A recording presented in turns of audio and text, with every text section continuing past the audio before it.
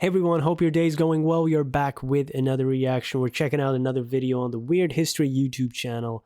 Link is in the description. Check out the channel, really cool. This is a movie timeline. I checked out a few of these videos before, as well as the TV timeline. It's great traveling through history, whether it's through music on my music reaction channel or TV and movies. It's so much fun. And in 1982, I saw E.T. in the thumbnail, which is of course a classic. I hope to show it to my daughter this year, maybe closer to Halloween. It's not really a Halloween movie, but it is kind of set during that time, isn't it? So yeah, definitely want to show her that one. And on 1982, Annie is another one I want to show her because I think that one is from 1982. Carol Burnett, so good in that. Come on. And Tootsie was also from 1982, I believe. The Thing. So yeah, a lot of good stuff there. Sophie's Choice, classic. All right, let's go. They probably will be featured in this one. I hope. Let's see. Your great arcade game makes a great home video game. That's why when Mattel Electronics turned Tron into Tron Home Video Games, we made sure the excitement of Tron gameplay found its way into your home. 1982 was going to be the nerdiest year of film anyone had ever seen, as pulp genre films took over the mainstream in a major way. Most of the world would get their first look at computer-generated special effects in Tron. A weirdly fleshy alien would capture hearts around the entire world. A different fleshy alien would try to take over the world. Wrath of Khan. Oh yeah, Blade Runner. Honestly. Whoa, all in 1982, Conan the Barbarian, Blade Runner. Come on. It was hard to imagine what other movies could Oh, do The Dark to Crystal. compete. The hell with you. Plus, there was some pretty good King of dramas for all Comedy. the grown-ups, and one of the darkest animated films ever made. For the kids Officer who were and too a young to Gentleman, go see Poltergeist? We're digging you through Whoa. all of the best movie-related news and What a events year. of the 1980s. The Thing, there you go. Timeline Movies.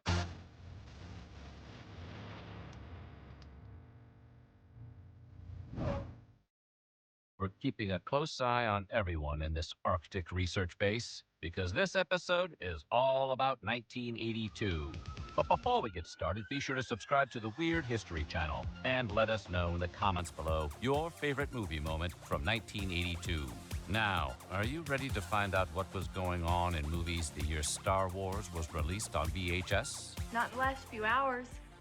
On March 2nd, Columbia Pictures, CBS, and HBO teamed up to form Nova Pictures. Unfortunately for them, however, the name created some confusion with the popular PBS show Nova. So the Oh, studio really? quickly changed its name to TriStar Pictures. Okay, because I TriStar was wondering. I don't know the name Nova in terms of a production company over a studio, but I do know TriStar First Pictures. release would be the poorly received 1984 comedy Where the Boys Are, 84.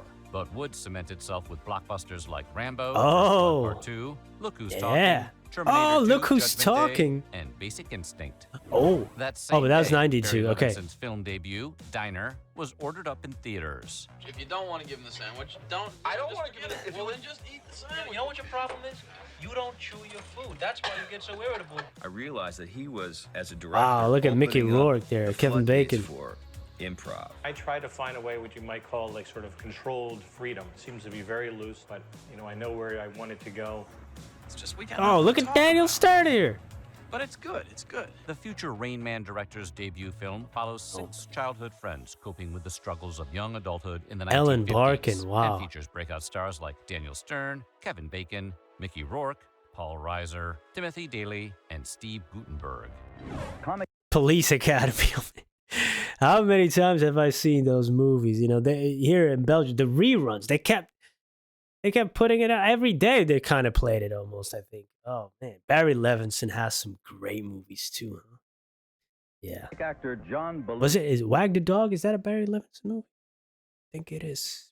Maybe I'm wrong. She died today at a rented Oh, hotel bungalow in the R.I.P.. Hollywood Hills. Authorities say that cause of death is believed to have been a heart attack. On March 5th, Saturday Night Live legend John Belushi was found dead at the Chateau Marmont in Los Angeles, having suffered a fatal overdose. Kathy Smith ultimately served 15 months in prison for supplying the 33-year-old comedian with the narcotics that ended his life.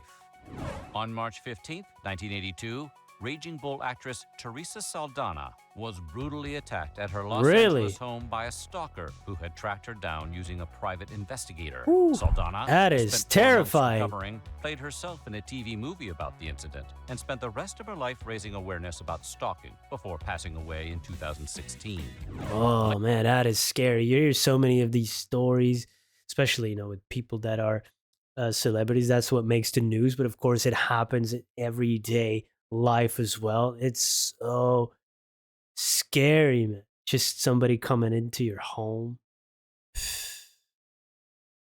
Later on in the month, the film Oh, there we adaptation go, of the Annie. smash hit Broadway musical Annie was left on the doorstep of theaters on March 21st. That's why I Daddy keep on Warbucks? working for a week, Mr. Warbucks, even if it's only for your image. Despite being only a modest success compared to the musical, Annie has been adapted several more times over the years with Oscar-winning stars like Kathy I haven't Bates seen that and one. Jamie Foxx. I've only seen that one from 1982. I had the VHS tape. Oh, I played that one so many times. Oh yeah, like I said, Carol Burnett was so good in that. And coincidentally, this is the 54th award show of this year.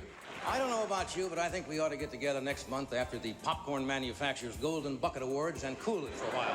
And March 29th brought the 54th Academy Awards, which were hosted for the 4th consecutive year by Tonight Show host Johnny Carson. 4 times Despite in a big row? wins for John Gielgud, Maureen Stapleton, Katharine Hepburn, and Warren Beatty, the biggest winner of the night was which took home 5 awards. After Such its a March 16th classic. premiere in Madrid, Conan the Barbarian opened in the U.S. on May 14th. Balrog pleases you, Crom. So grant me one request. Grant me revenge. Based on the pulp hero created by Robert E. Howard, the movie I starred used to read so many stories by Robert E. Howard. He wrote Conan. He passed away very young too, right? I think he was 30, 32 or something. And Robert Jordan also wrote in the Conan verse. If you're familiar with that sword and sorcery type stories, I love them. And Robert Jordan also wrote The Wheel of Time. Such a great series. He didn't complete it because he passed away before Brandon Sanderson completed that. But incredible series. And Conan the Barbarian. Yeah, I have many short stories.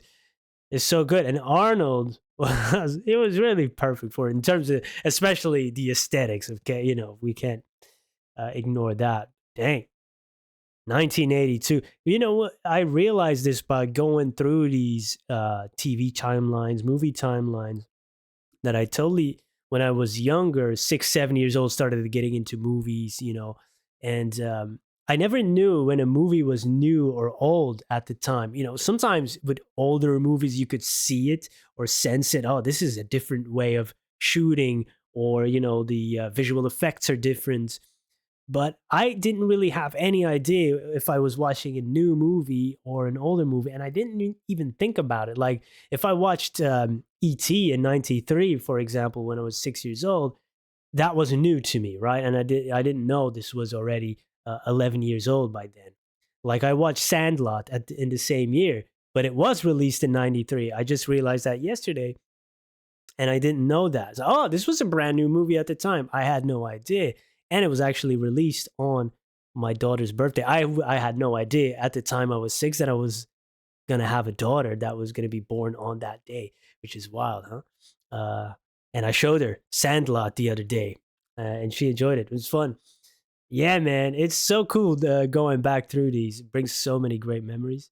Me revenge. Based on the pulp hero created by Look at the Robert E. sets, Howard, man. the So movie cool. starred little-known Arnold Schwarzenegger. The film divided critics like a broadsword, but it was a box office success and turned Schwarzenegger into a bankable star. 5 days later, actress Sophia Loren began serving a 17-day sentence at a Whoa. women's prison in Caserta, Italy, for tax evasion. Loren would later Oh. tell the press she felt comforted by the support she received from fans, as well as Wow. celebrities like Burt Reynolds, who jokingly offered to get the mafia to break her out. Officials hint she may not have to serve the entire sentence, but it's not hard time. The jail is run by nuns, has no bars. You have to pay taxes. You can't run from them, right?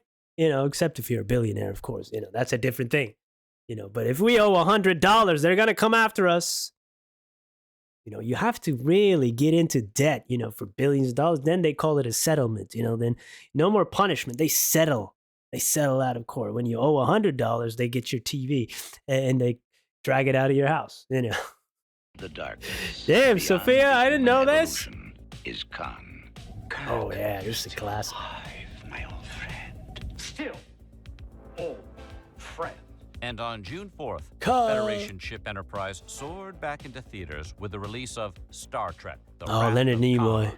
A direct sequel to the 1967 Star Trek episode Space Seed, Wrath of Khan was a massive box office success and revitalized the franchise after the lackluster reaction to 1979 Star Trek: The Motion Picture. This was the best Star Trek that I've ever seen. The characters were really back to the old episodes. It had action, it had humor, it had love. All of those things thrown in that we've been missing all these years, and even more so now. And I wish to go on hurting you. That same day, Classic. Poltergeist spirited its way into theaters Woo! and turned the I phrase, saw this when "They're I was here," way too into young. some of the creepiest words in movie history. They're here. Filmed by Texas Chainsaw Massacre creator Tobe Hooper and produced by Steven Spielberg, the special effects blockbuster spawned 3 sequels and a 2015 reboot. I don't care what the president says. He's my best friend. And you can't take him away. Okay, kid, you got the job. Wow, he's good. Wow, he's Summer good. Spielberg continued exactly He was doing this just at a screen test, at an audition. Woo! 1 week later. You got me. With the release of E.T., the Extraterrestrial, on June 11th. E.T. home phone. E.T. phone home. Oh my God. Look at Drew Barrymore. The film about a young boy who befriends an alien stranded on Earth became a cultural phenomenon and was the most successful movie of all time. Oh, this shot Surpassed is by another Spielberg iconic. movie, Jurassic Park. It's hard to believe that the Academy has been in existence for 54 years. If Columbia had put only $2,000 a year into an IRA plan, they would have had to sell out to Coca-Cola. On June 22nd, the Coca-Cola Do they still own Company it? shelled out $750 million to buy Columbia Pictures, ensuring that its flagship product would be featured in classics like Tootsie, The Karate Kid, and Ghostbusters. All taken care of by the good people over at Columbia Pictures, subsidiary of Coca-Cola. So, if you were ever wondering why so many people drink Coke in your favorite 80s movies, it wasn't just because Coke is delicious. Nonetheless, in Well, you know. 1987, they spun the studio off It's not as bad. its own company, and by 1989, Coke was pretty much out of it entirely. 3 days Okay. later, Ridley Scott's classic sci-fi noir Blade Runner released in Crazy theaters how- on the 25th to little Look at fanfare. this. This is- Commerce is What? our goal here at Tyrell. More human than human is our motto. Starring Harrison Ford as a futuristic detective Rutger tracking Hauer. violent androids, the film was a box office failure and almost disappeared like tears in rain. Now Oh, considered that scene is that's art. That is art. And rest in peace to Rutger Hauer, by the way. Great actor. And yeah, it's a classic. One of my favorites. one of the most influential science fiction movies ever made, Blade Runner finally received a big-budget sequel in 2017. July kicked off with a spooky note with The Secret of Nim, a dark animated feature about a field mouse who teams up with a colony of laboratory rats to rescue her Whoa. son. Please, sir. I'll This do looks familiar. anything to save Timmy. Go to the rats. It was the first film directed by Oh. animator Don Bluth, who I remember Fievel. That was good had too. left Huh? Disney Animation with a team of colleagues after growing frustrated with Disney's bureaucracy and sought to recapture the studio's former magic in his own productions. With The Secret of Nim, we're trying to tell a very definite story that has a little bit of bite in it. It does worry you. The story may scare you just a little bit. But while Nim drew mixed to positive reviews, it only barely broke even at the box office. The NCOM 511 computer. Within it, there exists an unknown civilization where man has never been. Disney responded 7 days later with the visually groundbreaking sci-fi adventure Tron. Directed by Steven Lisberger and starring Jeff Bridges, the movie, Man. which followed a Didn't they just release another one? And Jeff Bridges is of course back. computer programmer Ah. sucked into the software-based world inside of a computer, was one of the first to make Yeah, it's a extensive great use of premise. computer animation. Its visuals wowed audiences and critics alike. We made X number of Hi-Con positives and negatives. For each live-action character, an exposure for the main body, there was an exposure for the circuits, there was an exposure for the whites of the eyes, roughly 5 passes. But its convoluted story left most viewers confused. Nonetheless, Tron became a cult classic and has since spawned 2 sequels and an animated TV series. I wear this helmet all day long, and it seems to bring peace to me. Pink Floyd's Jeff Bridges is so 1979 cool. album, The Wall, was a mega hit concept album about a musician going slowly insane. So the movie version was... I need to check out this album and the Directed movie. by Alan Parker, the movie, which was essentially a feature-length music video, hit theaters on July 14th.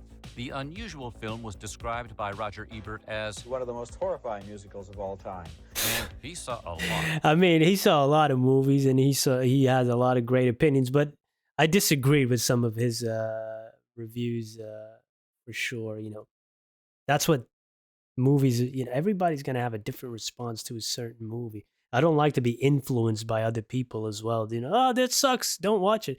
No, let me make up my own opinion. And if I like it or you don't, that's fine. You know, nothing somebody's going to say is going to make me like it less. So yeah. But anyway, he was a legendary critic, right?